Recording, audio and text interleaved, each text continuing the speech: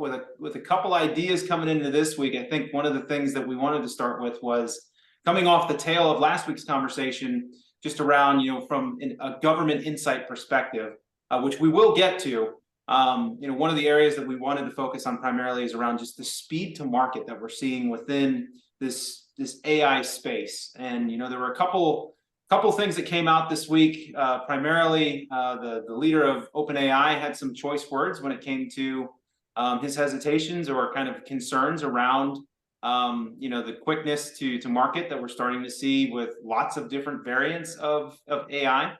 But I'm sitting here just trying to regurgitate the information when in reality, Alex, you've got a really good handle on it. I don't know about good handle, but maybe a handle, so but yeah, I think the comment that you're talking about is when Sam Altman had been asked the question, what's his fear as it relates to AI, right? What's he worried about?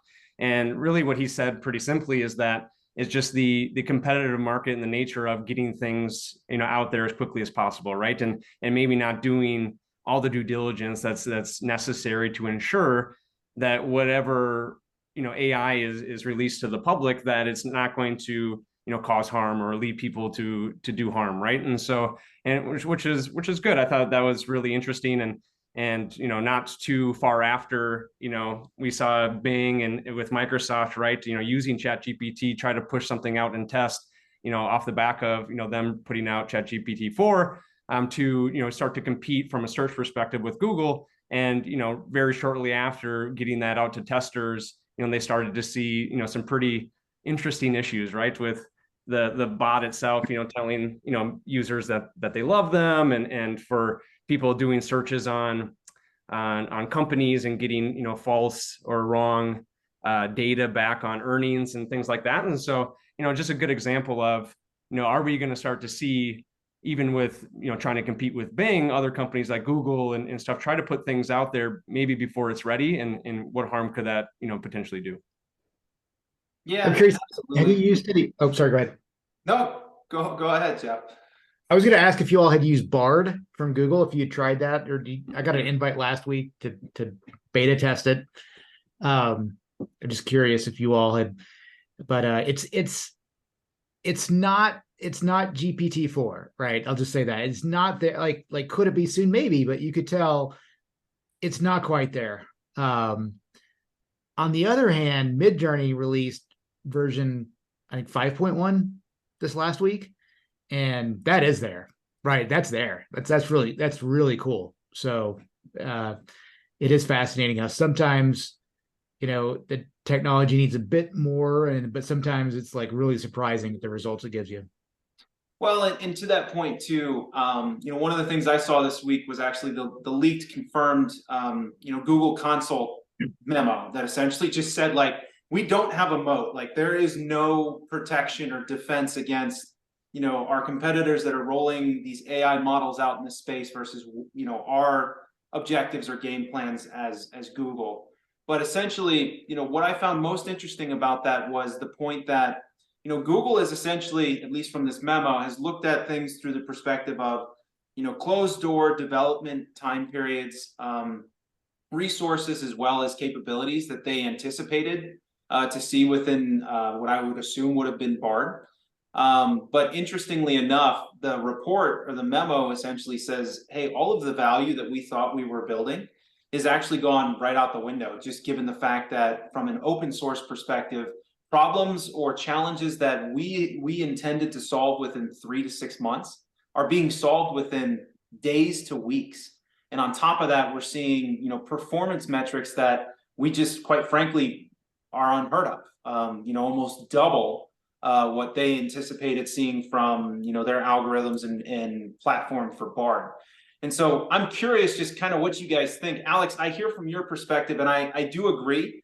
Hey, there needs to be like a little bit more common sense when it comes to, understanding when your platform is ready versus, just kind of jumping into the mix and throwing it, to the wind. But at the same time, there are clear advantages that are being called out by arguably the competitor that, quite frankly, is just kind of having circles run around it. So just curious from both of y'all's perspectives, you know, what's the right answer here? Yeah, well, I think it's kind of interesting, right? Just because of the nature of how AI works, right? The more it's used, the better it gets. You know, do you know what I mean? So like there's this kind of walking the line of making sure that at least there's some guardrails so that people can't use it for bad. We also want to get it out, you know, as quickly as you can, not only to compete, but in order to continue to advance it, right? You know, so like where do you walk that line and figure out when it is ready and when it's not? And again, there's only ever so much that you can ask it to see if it's how it's going to react, and people get creative. And you know, we've seen even with ChatGPT, right? You can put stuff in there and it'll say, no, I can't tell you that. But then they, you know, phrase it as like, hey, I'm creating a movie and I want to know, like, you know, I'm trying to figure out like a scene of somebody like killing somebody, right? And because it's now thinking it's doing a play or something, it'll give you the answer, you know? So there's always creative ways to get around it. But, you know, how do you know when the right time is, or how do you put guidelines around when things, you know, are quote unquote ready? It's going to be interesting to see where we go with that. I think it's, so I think where the technology's at right now, you know, it was still very much just a tool, right? I mean, in a way, you know, my sense is like, okay, well, how is this different from like email, right? Yes, you can use email for good. Yes, you can use email for bad. Yes, there are some companies that had a, you know, huge advantage in the business of email, right? But it's all about also like how you use it. So that's on one level, like I'm there, like it's okay, like okay, well, we have, you know, it's a however you design the application, like that's what matters, not really, you know, not I don't really see a need to like put it out of bounds just yet. But then there's this other question of like, well, what happens if we actually get to artificial general intelligence, where okay, that's a leap out of the ballpark where we can no longer, you know, potentially control what a program does based on its application, and maybe it will start doing something else, right? And that's where I think, okay, we need to think about the potential ramifications of that, because we don't really know what's going to happen. But at least today, I feel like, you know, so far we're talking about artificial specific intelligence, like for certain, you know, use cases. And I think in that case, you know, it still goes to the intent of the user more than anything else, and it can be used like any other tool. Yeah.